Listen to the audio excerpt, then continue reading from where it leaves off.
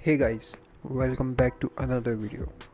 आज की वीडियो में मैं बात करने वाला हूँ एक ऐसी टेक कंपनी के बारे में जो आज के टाइम पे इतनी ज़्यादा पॉपुलर है, जिसके प्रोडक्ट मोस्टली सेल और प्रॉफिटेबल होते हैं। वो है none other than Apple. Apple, the journey to becoming the world most profitable company. Apple का नाम हम सब ने सुन रखा है और उसके प्रोडक्ट्स भी हमने यूज़ कर रखे होंगे मोस्टली लोगों ने। एप्पल एक ऐसा नाम है जो हर किसी की ज़ुबान पर है। जब भी बात टेक्नोलॉजी की होती है, यह कंपनी ना सिर्फ इनोवेशन में आगे बढ़कर दिखाती है, बल्कि प्रॉफिट में भी यह सबसे ऊपर है, नो डाउट। और इस बात में कितनी सच्चाई और कितनी हकीकत है, शायद मुझे आपको ये बतानी भी ना पड़े, आप खुद इस बारे में ऑलरेडी जानते हो। पर क्या आप जानते हैं कि एप्पल ने ये मुकाम कैसे हासिल किया? तो फिर चलो हम इस बारे में डिटेल में जानते हैं। तो जो इसकी शुरुआत होती है, वो एप्पल की शुरुआत 1976 में हुई थी। जब स्टीव जॉब्स ने स्टीव वॉजनियाक और रोनाल्ड वेन से मिलकर इस कंपनी की शुरुआत की थी। इनका सबसे पहला प्रोडक्ट था एप्पल वन। यह एक सिंपल कंप्यूटर था जो उस समय के लिए रिवॉल्यूशनरी था, मतलब कि क्रांतिकारी था। यह कंप्यूटर हॉबिस्ट और इंजीनियर का बीच काफ़ी ज़्यादा पॉपुलर हुआ। इससे एप्पल का अपना पहला फाइनेंशियल सक्सेस मिला। अगर इसकी इनोवेशन और डिज़ाइन की बात की जाए, तो एप्पल हमेशा से ही अपने इनोवेशन और इनोवेटिव प्रोडक्ट्स के लिए जाना गया है। 1984 में एप्पल ने मैकिंटोश कंप्यूटर लॉन्च किया, जो ग्राफिकल यूज़र इंटरफेस यानी GUI के साथ आया। यह एक ऐसी चीज़ थी जो पहले किसी ने नहीं देखी थी, और इसने कंप्यूटिंग वर्ल्ड को बदल कर रख दिया। मैकिंटोश के बाद एप्पल ने कभी पीछे मुड़कर नहीं देखा। जब भी एप्पल की बात आती है, तो हमें एक नाम बहुत सुनने में मिलता है, स्टीव जॉब्स। तो एक इनका इरा भी आया था, यानी जिसे कहा जाता है द स्टीव जॉब्स इरा। 1997 में स्टीव जॉब्स ने एप्पल के CEO के रूप में वापस आने के बाद कंपनी की किस्मत बदल दी थी। जी हाँ, वापस आने के बाद, यानी उन्हें निकाल दिया था। क्यों, वो हम आगे जानेंगे। जॉब्स के अंडर एप्पल ने कुछ आइकॉनिक प्रोडक्ट्स लॉन्च किए, जैसे कि iMac, iPod, iPhone और iPad। हर प्रोडक्ट ने मार्केट में एक नया बेंचमार्क सेट किया और कंज्यूमर्स को एक यूनिक एक्सपीरियंस दिया।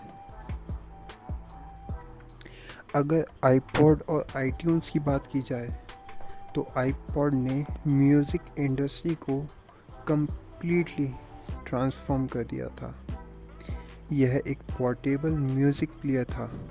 जी हाँ, एक छोटा सा पोर्टेबल जो थाउजेंड्स ऑफ सॉन्ग्स स्टोर कर सकता था। और अगर मैं इसकी साइज़ की बात करूँ, तो इसका साइज़ वो साइज़ था जहाँ पे हम अपने चिल्लड़ रखते हैं अपने जीन्स की पॉकेट में, जो छोटी सी जेब होती है, एग्जैक्टली वो प्लेयर उसमें आराम से फिट हो जाता था। इसके साथ ही एप्पल ने iTunes लॉन्च किया, जो एक डिजिटल म्यूज़िक स्टोर था। यानी iTunes ने म्यूज़िक को परचेज और डाउनलोड करने का तरीका ही बदल दिया। Nice move. अब बात कर लेते हैं मोस्ट पॉपुलर प्रोडक्ट यानी आईफोन्स रिवॉल्यूशन के बारे में। 2007 में जब आईफोन लॉन्च हुआ, तब किसी ने नहीं सोचा था कि यह दुनिया का सबसे पॉपुलर स्मार्टफोन बन जाएगा। जी हाँ, आईफोन ने टच स्क्रीन, इंटरनेट ब्राउजिंग और मोबाइल एप्लीकेशन को एक डिवाइस में कंबाइन करके एक नया ट्रेंड सेट किया।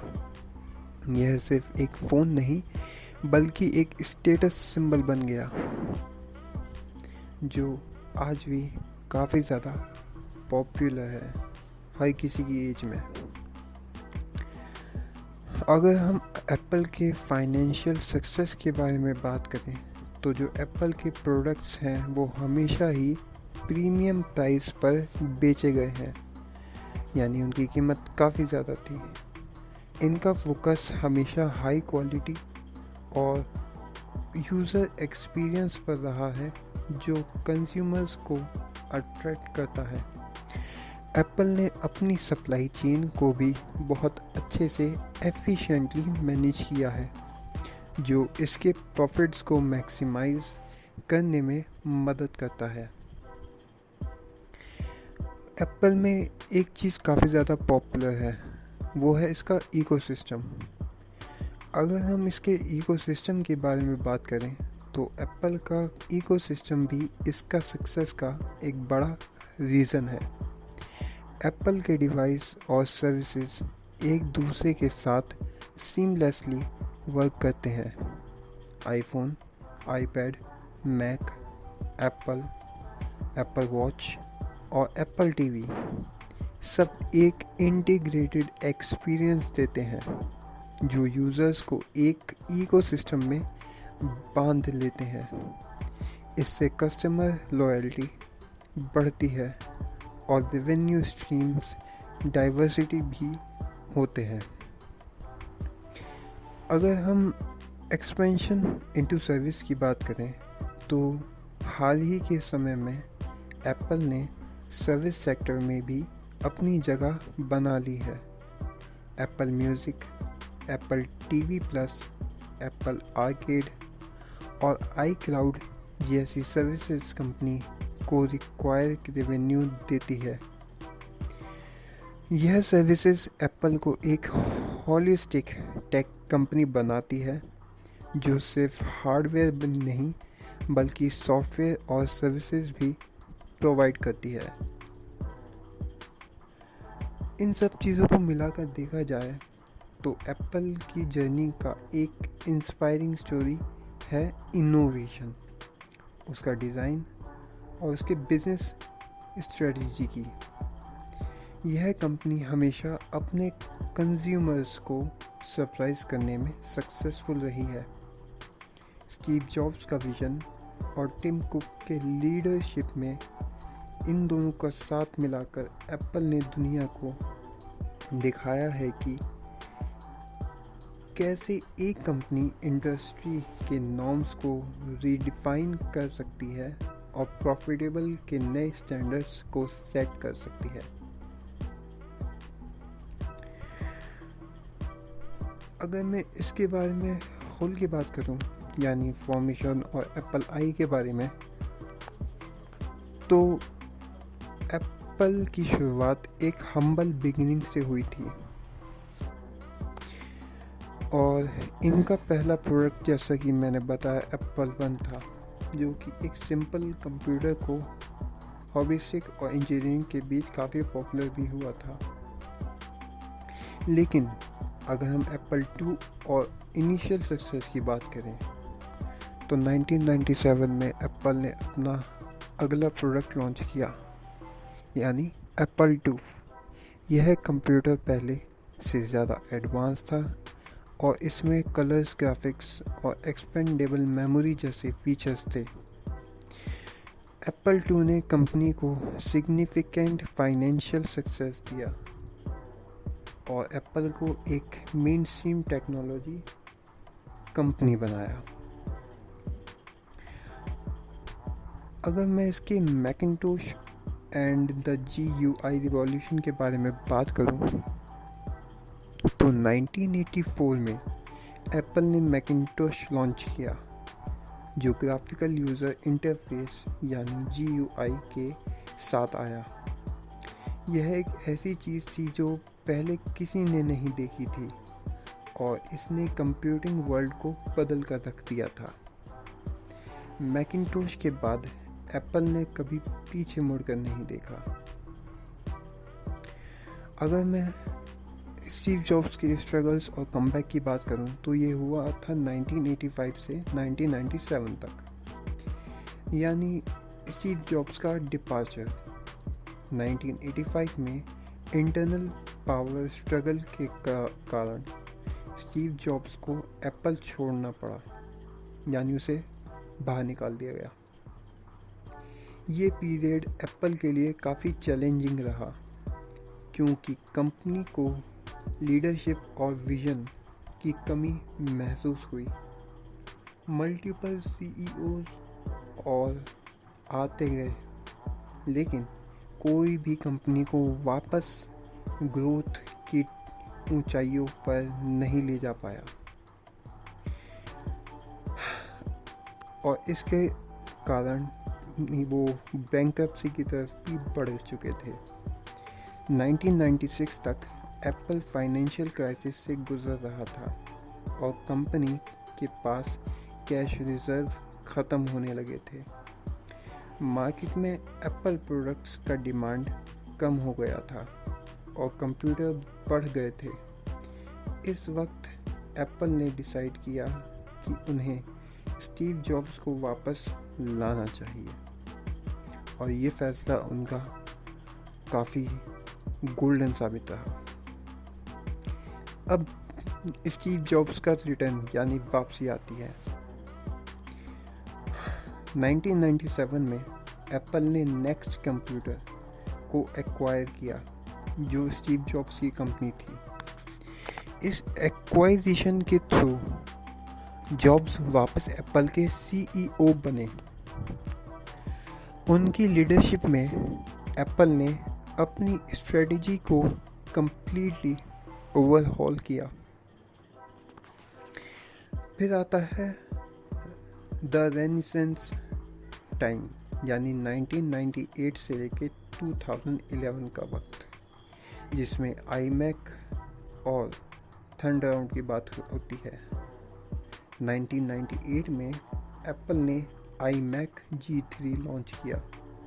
यह कंप्यूटर अपनी यूनिक डिज़ाइन और वाइब्रेंट कलर्स के लिए जाना गया। iMac ने एप्पल को एक नई पहचान दी और कंप्यूटर कंपनी को प्रॉफिटेबल की राह पर ला दिया।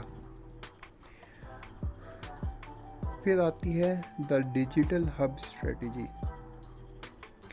अगर इसके बारे में मैं बताऊं तो स्टीव जॉब्स ने एप्पल के फ्यूचर के लिए एक विज़न एस्टेब्लिश किया, यानी डिजिटल हब। इस स्ट्रेटजी के तहत एप्पल के प्रोडक्ट्स को डिजिटल लाइफस्टाइल का सेंटर बनाया गया। आईट्यून्स, आईफोटो, आईमूवी जैसे सॉफ्टवेयर ने एप्पल के हार्डवेयर को कॉम्प्लीमेंट किया और यूज़र को एक कोहेंसिव एक्सपीरियंस दिया। फिर आया हमारा आईपॉड और म्यूज़िक रिवॉल्यूशन। अभी मैंने कुछ देर पहले आपको इन्हीं के बारे में बताया था। 2001 में यानी 2001 में एप्पल ने आईपॉड लॉन्च किया, जो कि एक पोर्टेबल म्यूज़िक प्लेयर था जो थाउजेंड्स ऑफ सॉन्ग्स स्टोर कर सकता था।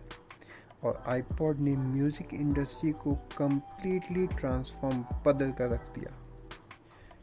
इसके साथ ही एप्पल ने आईट्यून्स लॉन्च किया, जो एक डिजिटल म्यूज़िक स्टोर था, यानी डिजिटली दुकान, जिसमें आईट्यून्स ने म्यूज़िक को परचेज़ और डाउनलोड करने का तरीका ही बदल कर रख दिया।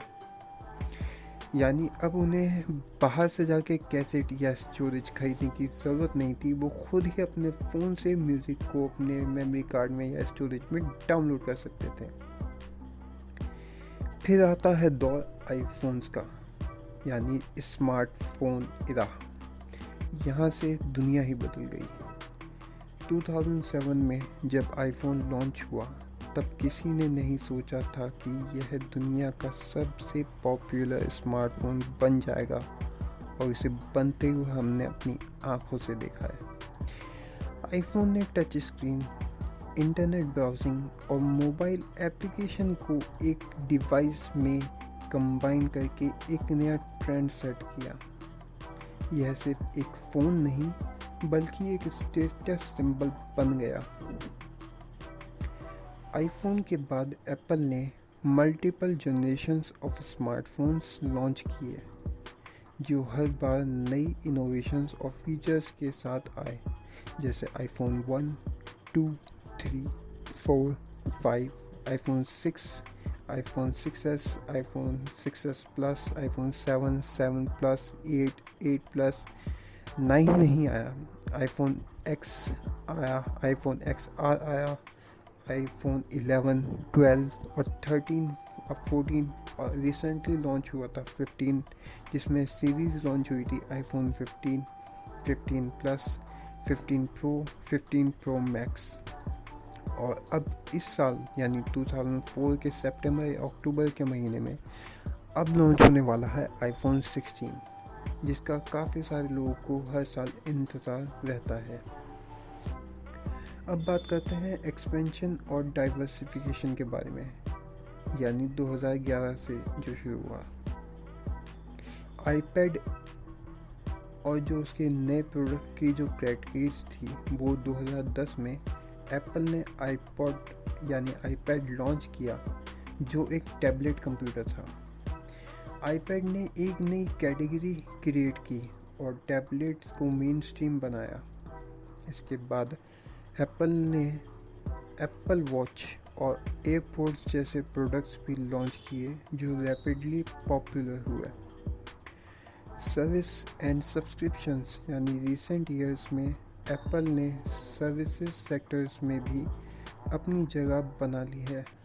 Apple music, Apple TV plus, Apple arcade और आईक्लाउड जैसी सर्विस कंपनी को रिक्वायर्ड रेवेन्यू देते हैं। यह सर्विस एप्पल को एक होलिस्टिक टेक कंपनी बनाती है जो सिर्फ हार्डवेयर नहीं बल्कि सॉफ्टवेयर और सर्विसेज भी प्रोवाइड करती है। अब बात करते हैं फाइनेंशियल परफॉर्मेंस और मार्केट लीडरशिप के बारे में। एप्पल के फाइनेंशियल परफॉर्मेंस की बात करें तो यह कंपनी कंसिस्टेंटली हाई रेवेन्यू और प्रॉफिट्स जनरेट करती है। 2020 में एप्पल पहली कंपनी बनी जो $2 ट्रिलियन मार्केट कैपिटलाइजेशन को क्रॉस कर गई। यह कंपनी हमेशा से अपनी प्रीमियम प्राइसिंग स्ट्रेटजी और एफिशिएंट सप्लाई चेन मैनेजमेंट के लिए जानी जाती है। अगर हम इसके की फैक्टर की बात करें जो एप्पल के सक्सेस का कारण बनी, वो थी इसकी इनोवेशन एंड R&D। यानी एप्पल हमेशा अपने इनोवेटिव प्रोडक्ट्स के लिए जाना गया है। कंपनी का फोकस हमेशा R&D पर ही रहा है, जिससे वो हमेशा मार्केट में नए और एडवांस प्रोडक्ट्स लॉन्च करते हैं। हर प्रोडक्ट लॉन्च के साथ एप्पल अपने कॉम्पिटिटर्स से एक कदम आगे रहती है। अगर ब्रांड लॉयल्टी और मार्केटिंग की बात करें तो एप्पल की ब्रांड लॉयल्टी अनमैच है, यानी उसका कोई मुकाबला नहीं। कस्टमर्स को एप्पल के प्रोडक्ट्स का डिज़ाइन, क्वालिटी और उसका यूज़र एक्सपीरियंस इतना पसंद आता है कि वो हमेशा एप्पल के साथ बने रहते हैं। इसके अलावा एप्पल की मार्केटिंग स्ट्रेटजी भी बहुत इफ़ेक्टिव है। कंपनी अपने प्रोडक्ट्स को एक्सक्लूसिव और एस्पिरेशनल बनाकर मार्केट में पोजीशन करती है।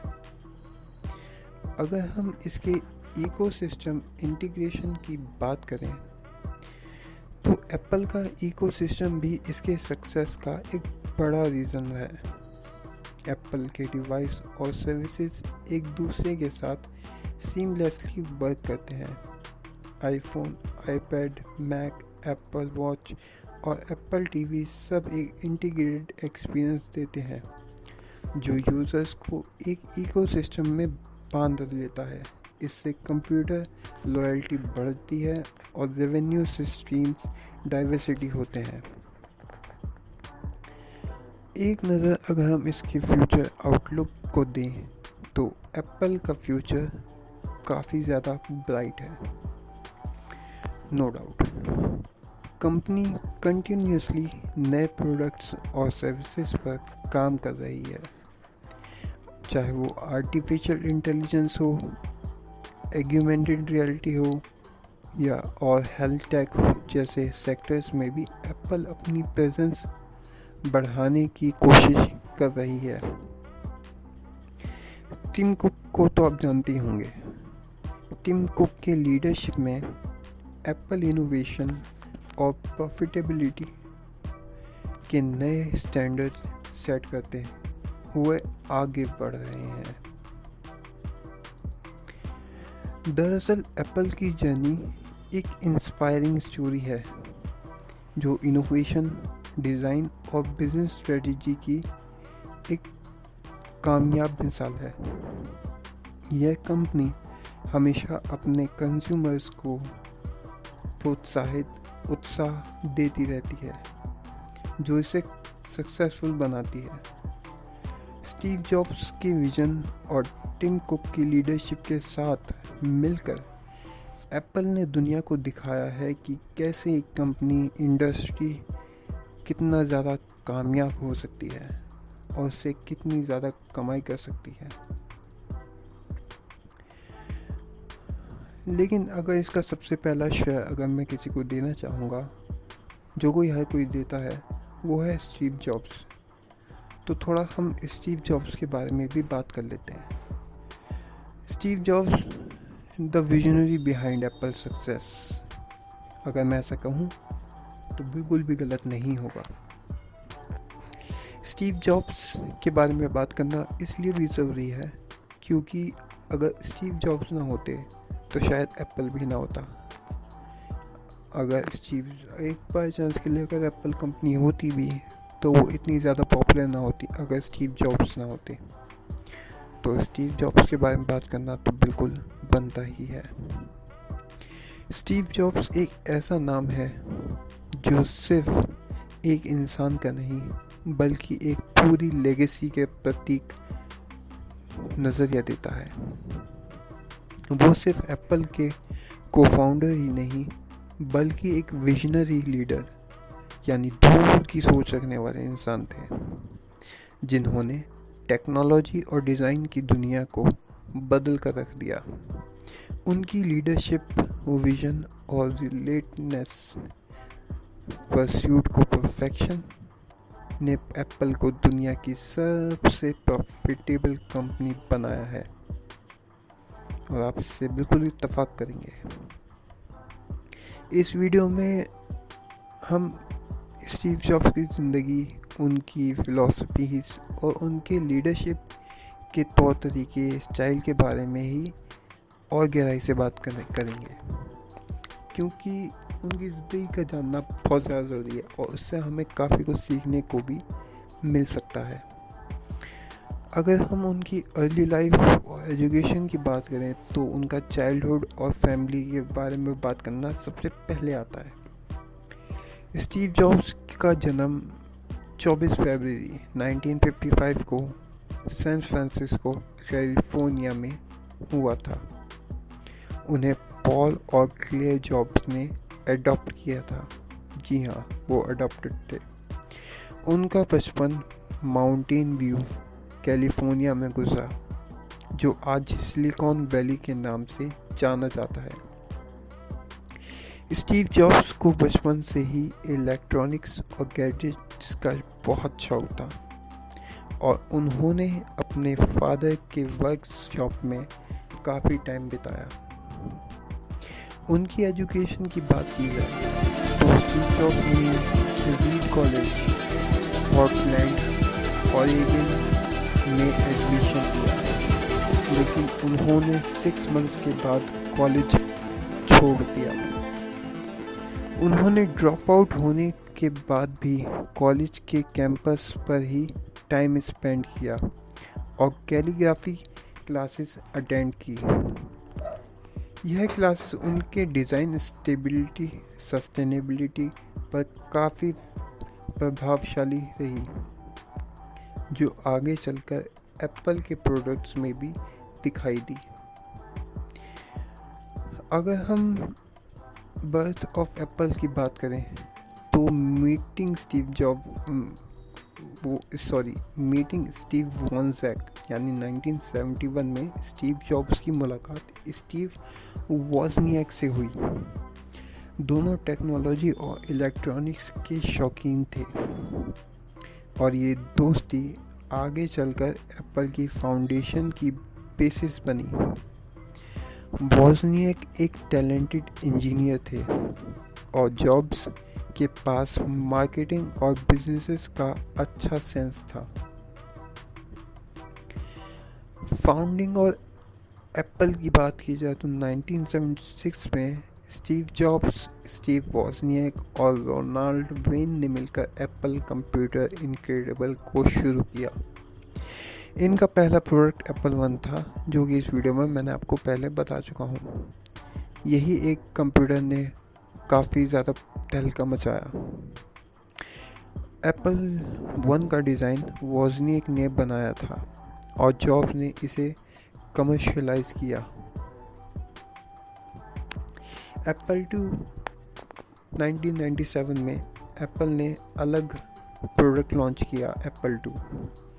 यह कंप्यूटर पहले से ज़्यादा एडवांस और इसमें कलर ग्राफिक्स और एक्सपेंडेबल मेमोरी जैसे फीचर्स थे, जिसने इसे एप्पल टू को काफ़ी ज़्यादा लोकप्रियता और सक्सेस दी और एप्पल को 4 चांद लगा दिए और इसे मेन स्ट्रीम बना दिया।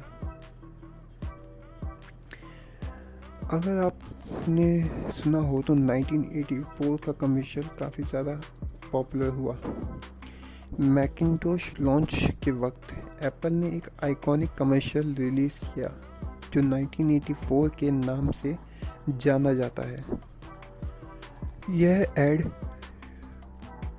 राइडली स्कॉट ने डायरेक्ट किया था और यह IBM के डोमिनेशन को चैलेंज करते हुए एप्पल के as a revolutionary company position करता है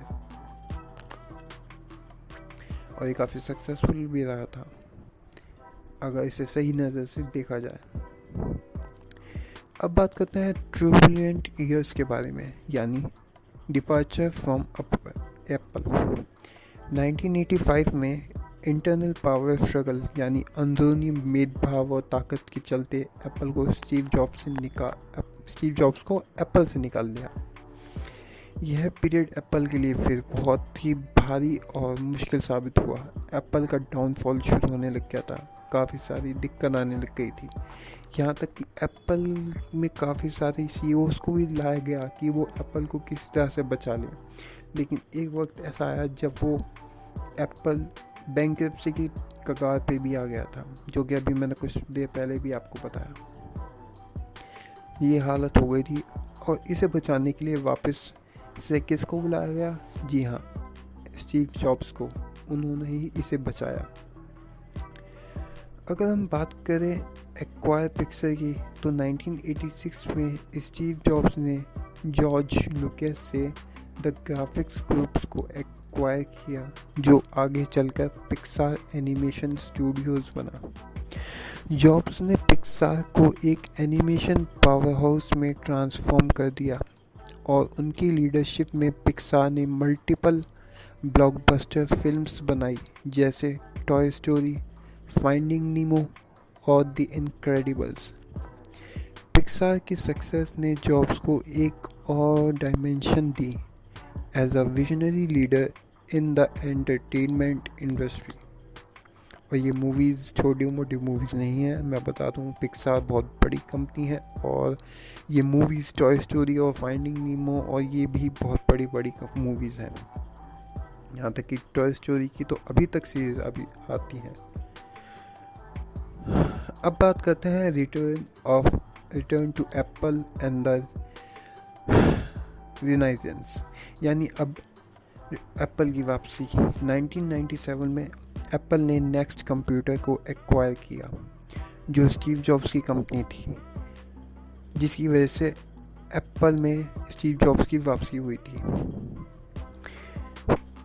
फिर दौर आया आई मैक का, जिसने आई मैक G3 को लॉन्च करके फिर से मार्केट में तहलका बना दिया। फिर आता है डिजिटल हब स्ट्रेटजी, जिसकी मदद से जो अलग अलग एप्पल्स के प्रोडक्ट्स को लाइफस्टाइल बनाया गया, और जैसे iTunes, iPhotos, iMovies को लाकर एप्पल के नए हार्डवेयर को कंप्लीट किया और यूज़र्स को कोहेंसिव एक्सपीरियंस दिया। और इसमें बहुत सारे आइकॉनिक प्रोडक्ट्स लॉन्च हुए थे, iPod, iTunes, iPhones, app store.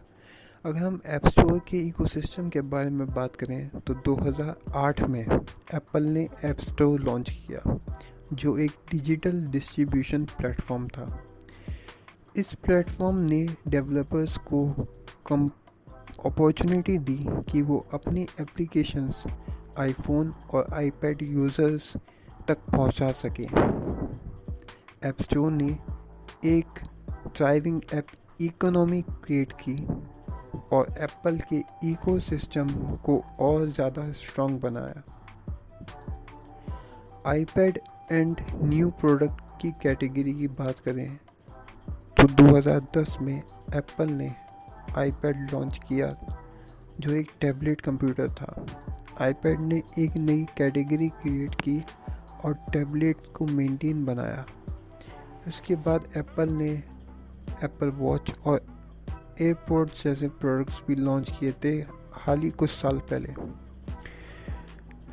Leadership, stylish और फिलॉसफी की बात करी जाए तो ये एक विजनरी लीडरशिप रही है।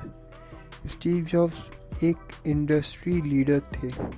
उनका फोकस हमेशा फ्यूचर पर होता था और वो हमेशा आगे सोचने की कोशिश करते थे। स्टीव जॉब्स का विजन हमेशा से क्लियर होता था और वो अपने टीम को भी इस विजन के फॉरवर्ड टूवर्ड्स इंस्पायर करते थे। अगर हम इसकी डिटेल्स के बारे में अटेंशन दें, जॉब्स का अटेंशन टू डिटेल लेजेंडरी था। उनका मानना था कि डिज़ाइन सिर्फ देखने में नहीं बल्कि उसे यूज़ करने में भी इम्पोर्टेंट होता है।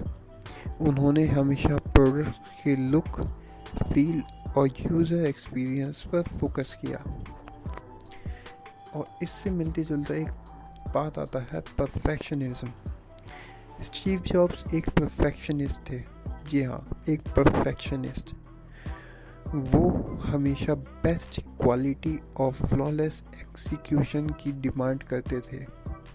यह उनके सक्सेस का एक मेजर रीज़न था, क्योंकि उन्होंने हमेशा अपने प्रोडक्ट्स और टीम से हाईएस्ट स्टैंडर्ड्स मेंटेन करने को कहा, जिसकी वजह से वो काफ़ी ज़्यादा परफेक्ट भी रहा और इससे उन्हें काफ़ी ज़्यादा सक्सेस भी मिली। ये बात थी उनकी प्रोफेशनल लाइफ के बारे में। अब उनकी थोड़ी पर्सनल लाइफ के बारे में बात कर लेते हैं, यानी उनकी फैमिली। स्टीव जॉब्स की पर्सनल लाइफ भी काफ़ी इंटरेस्टिंग थी। उनकी वाइफ लॉरेंस पॉल जॉब्स भी उनकी मुलाकात स्टैनफोर्ड यूनिवर्सिटी में हुई थी। जॉब्स के 4 बच्चे हैं, Lisa, Brennan Jobs, Reed, Erin और ईव। यही सब स्टीव जॉब्स की पर्सनल ज़िंदगी की फैमिली कहलाई जाती थी और कहलाई जाती है। अगर हम उनकी हेल्थ इश्यूज़ के बारे में बात करें तो स्टीव जॉब्स ने अपनी लाइफ में काफ़ी हेल्थ इश्यूज़ को फेस किया। 2003 में उन्हें पैनक्रियाटिक कैंसर डायग्नोज हुआ। यह इलनेस उनके पर्सनल लाइफ पर भी काफ़ी इम्पैक्ट डाली, लेकिन उन्होंने कभी अपने विजन और लीडरशिप को कॉम्प्रोमाइज़ नहीं किया और अपनी हेल्थ को काफ़ी डट कर संभाले रखा। खैर, अगर हम उनकी लेगेसी के बारे में बात करें तो उनका इम्पैक्ट और टेक्नोलॉजी पर काफ़ी असर पड़ा है। स्टीव जॉब्स का इम्पैक्ट टेक्नोलॉजी पर इमेंस है। उन्होंने कंप्यूटिंग, म्यूज़िक, टेलीकम्युनिकेशन और एंटरटेनमेंट इंडस्ट्रीज़ को रिडिफाइन किया। जॉब्स के प्रोडक्ट्स और उनके डिज़ाइन फ़िलॉसफी आज भी इंडस्ट्री स्टैंडर्ड्स बनाए गए हैं। वहीं हम अगर उनके इंस्पिरेशन की बात करें तो स्टीव जॉब्स की जो जर्नी और उनका डिटर्मिनेशन यंग एंटरप्रेन्योर्स और इन्वेस्टर्स के लिए इंस्पायरेशन का सोर्स रहा है। उनकी बायोग्राफी, स्पीचेस और उनके इंटरव्यूज़ से लोगों को हमेशा कुछ ना कुछ सीखने को मिला है। अगर आप इस वीडियो को भी ध्यान से सुनेंगे तो आपको भी इस वीडियो से काफ़ी कुछ सीखने को मिलेगा। फिर बात करते हैं इनके इनोवेशंस के बारे में। जॉब्स यानी स्टीव जॉब्स ने मल्टीपल आइकॉनिक प्रोडक्ट्स और टेक्नोलॉजीज़ को इंट्रोड्यूस किया जो आज भी रेलिवेंट है। आईफोन, आईपैड, आईपॉड, मैकिंटोश और एप्पल स्टोर जैसे इनोवेशंस उनकी विजनरी लीडरशिप और इनोवेटिव थिंकिंग को दर्शाते हैं। वहीं अगर स्टीव जॉब्स का नाम हमेशा टेक्नोलॉजी और इनोवेशन के वर्ल्ड में अमर रहेगा, नो डाउट। उनकी लीडरशिप, विजन और रेलेंटनेस परस्यूट ऑफ परफेक्शन ने एप्पल को दुनिया का सबसे प्रॉफिटेबल कंपनी बनाया है। जॉब्स यानी स्टीव जॉब्स ने दुनिया को दिखाया कि कैसे एक इंसान अपने सपनों को डिटर्मिनेशन से पूरी इंडस्ट्री को बदल सकता है। एक इंसान अपने सपनों और डिटर्मिनेशन से किस तरह दुनिया को दिखा सकता है कि असल में कामयाबी कैसे हासिल की जाती है और उसे हासिल करने के लिए क्या क्या चाहिए होता है। उनकी लेगेसी हमेशा उनके प्रोडक्ट्स, फिलॉसफीज और उनकी इंस्पिरेशनल जर्नी के थ्रू जीवित रहेगी। अगर जॉब्स के बारे में मैं 2-3 पॉइंट और शॉर्ट में बताऊं तो जॉब की लाइफ में उन्होंने काफ़ी ज़्यादा स्ट्रगल किया। उनकी लाइफ के ऊपर यहाँ तक कि मूवीज़ भी बनी है, यानी स्टीव जॉब्स के ऊपर आप एक 2-3 घंटे की मूवी भी देख सकते हैं जिनमें उनकी लाइफ को काफ़ी डिटेल में दर्शाया गया है। वहीं अगर आपको मैं एक फैक्ट बताऊं तो स्टीव जॉब्स अपनी लाइफ स्टाइल में एक कार यूज़ किया करते थे। उस कार की खास बात ये होती थी कि वो अलग देखने के लिए एक ही कार को हमेशा बाय करते थे और उस टाइम पे नंबर प्लेट यूज़ नहीं करते थे, यानी वो हमेशा से बिना नंबर प्लेट की कार यूज़ करते थे, कार चलाते थे ऑन रोड, और वो भी बिना किसी दिक्कत के। दरअसल उन्हें एक लूप होल मिल गया था।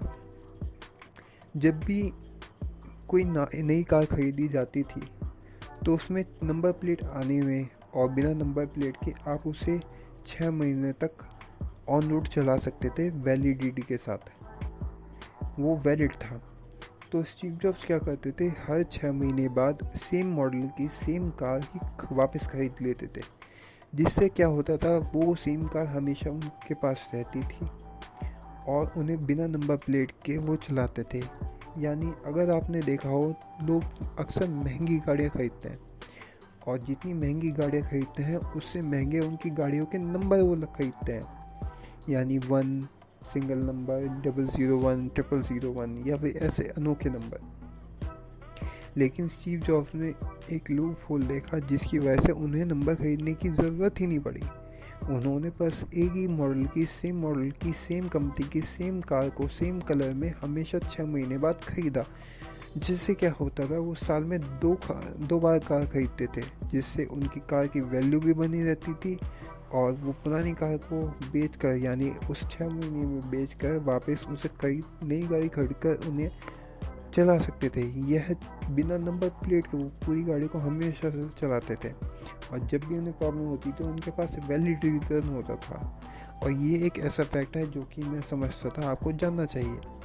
यही छोटी मोटी चीज़ें हमें सीखने को मिलती है जॉब से, कि वो छोटी छोटी चीज़ों में कितनी ज़्यादा खासियत देख लेते थे और यही हमें अपनी लाइफ में देखनी चाहिए। ये सारी चीज़ें हम जब भी हम किसी के बारे में सुनते हैं, देखते हैं, तो हमें उससे एक चीज़ का अंदाज़ा होता है कि हमें दूसरों से सीखना कुछ ना कुछ हो सकता है और दूसरों से हमेशा सीखते रहना चाहिए। हमेशा दूसरों से हमें उनकी कामयाबी और अच्छी चीज़ सीखनी चाहिए। दूसरों की गलतियों से सीखना और दूसरों की कामयाबी को जानना, ये दोनों हमारे लिए आज के वक्त फ़ायदेमंद साबित हो सकता है। बस शर्त यह है कि आपको वो देखने की नज़र हो, आप वो देखना चाहते हो, आप अच्छी चीज़ों को सीखना चाहते हो। यही इस वीडियो का मकसद था और मेरा वीडियो बनाने का भी यही मोटिव होता है कि आप कुछ ना कुछ सीख सकें। भले ही मैं अभी इस चीज़ में नया हूँ, लेकिन मैं कोशिश यही करता हूँ कि मैं बेहतर से बेहतर बन सकूँ। बस मैं थोड़े इक्विपमेंट्स की वजह से पीछे रह जाता हूँ, लेकिन इसका मतलब ये नहीं मेरा जज्बा नहीं। मैं कोशिश करता हूँ, मैं धीरे धीरे करके आगे बढ़ता हूँ। लेकिन अगर आप इस चीज़ को समझें तो आप भी इसमें से काफ़ी कुछ सीख सकते हैं। अपने रिसोर्सेज के साथ कुछ भी सीख सकते हैं। जस्ट आपके अंदर जज्बा होना चाहिए, वो चाह होनी चाहिए सीखने की। आई होप आप मेरी बात समझे होंगे और स्टीव जॉब्स की ज़िंदगी से काफ़ी कुछ सीखे भी होंगे। इस वीडियो के लिए अभी इतना ही। इस वीडियो को मैं यहीं एंड करता हूँ और मिलूँगा मैं फिर से आपसे एक नई वीडियो में। तब तक के लिए अपना ख्याल रखिएगा और याद रखिएगा मुझे चैनल को सब्सक्राइब भी करना, वीडियो को लाइक भी करना। मिलूँगा मैं फिर से आपसे एक नई वीडियो में। तब तक के लिए बाय।